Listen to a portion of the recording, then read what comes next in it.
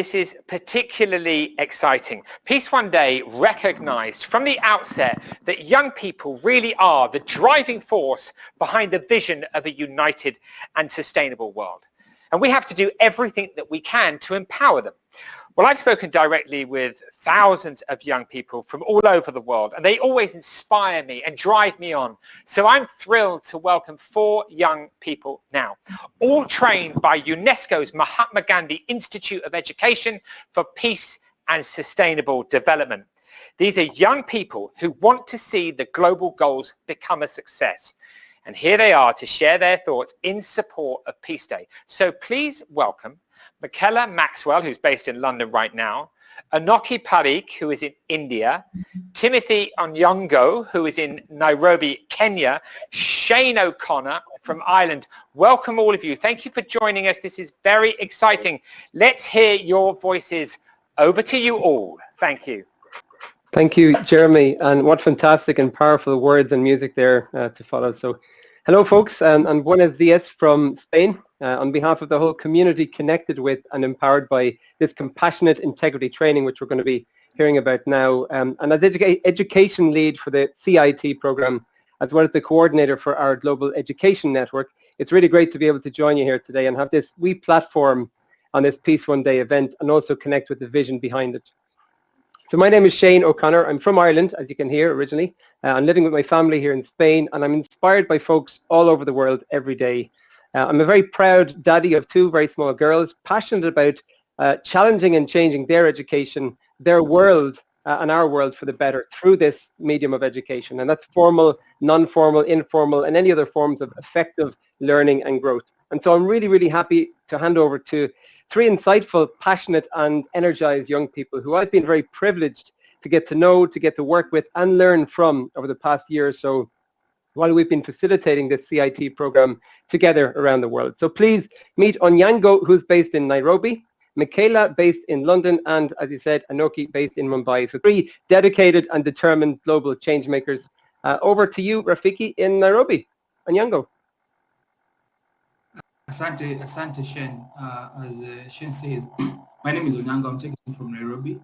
I'm the founder of Mindful African Initiative Foundation in Nairobi, and I want to express what I feel about what we are currently experiencing in the world. As you all know, we are experiencing a lot of challenges today, ranging from human trafficking, racism, unemployment, climate change, pandemic outbreak like the COVID-19 that just is wrecking most of the nations. And just to mention a few, young people are among the most affected groups globally, and as a result, most of them have resorted to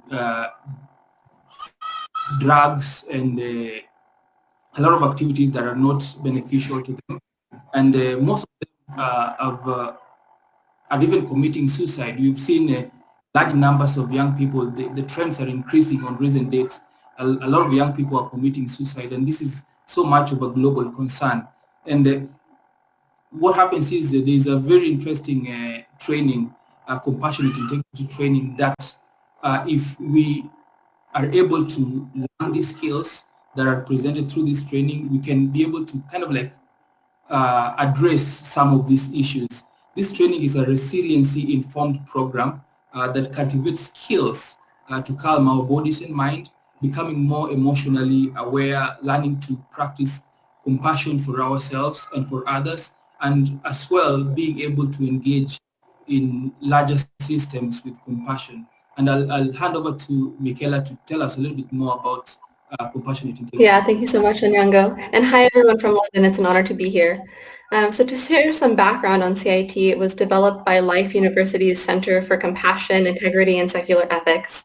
And it was an effort led by Dr. Michael Carlin and Dr. Brendan Ozawa da Silva. The program is based on research in neuroscience, psychology, trauma-informed care, peace and conflict studies, as well as contemplative science, which is my personal background. Its development has been aided by the collaborative work of a team of experts with both academic and applied backgrounds in these areas from all around the world, which I hope is reflected in the diversity of our mini team right here today. And we partner with impactful organizations such as UNESCO's Mahatma Gandhi Institute of Education for Peace and Sustainable Development, the Charter for Compassion, Sea Learning, and Think Equal in this larger communal effort to build a more compassionate world. And something amazing that I've been impressed by personally in terms of CIT is that it's a program that's in continuous development. Our team is always taking into account new ways of looking at things, innovative ideas, as well as the diverse needs of our participants around the world. And an exciting recent development is a new online self-directed version of CIT created in partnership with UNESCO's MGIEP and hosted on MGIEP's own Framerspace platform. And all of us here in the team at CIT are so excited about this because it'll make the program so much more accessible to everyone interested, and I hope including all of you here with us today. So with that, off to Anoki. Thanks, Michaela. Namaste from Mumbai. I'm Anoki, the co-founder of the SEL Lab. As a youth CIT facilitator, I'm incredibly excited to share we have 3,000 youth from across 120 countries for a global lesson of Skill 1 of CIT, which will be coming together today, which Onyango here and myself will be facilitating in some time from now. So please do join us. If you do miss it, then you can log on to mgiep.unesco.org/CIT for the SDL version. I'm also incredibly excited to share 3,000 youth will come together to receive the CIT training at the second World Youth Conference on Kindness on October 24th and 25th. I have personally been incredibly lucky to be part of this first youth conference where I met this amazing diverse group. And we're so excited to see a new group of compassionate youth from different countries, cultures, coming together with new ideas, perspectives, experiences that will further strengthen the Global Youth Declaration of Kindness, calling governments to implement a new United Nations International Day of Kindness. So if you're watching this from whatever part of the world, on behalf of UNESCO, MGIEP, and Life University, and my dear friends here, I welcome you with all my heart. Swagat. Bienvenue. Tafaltaro.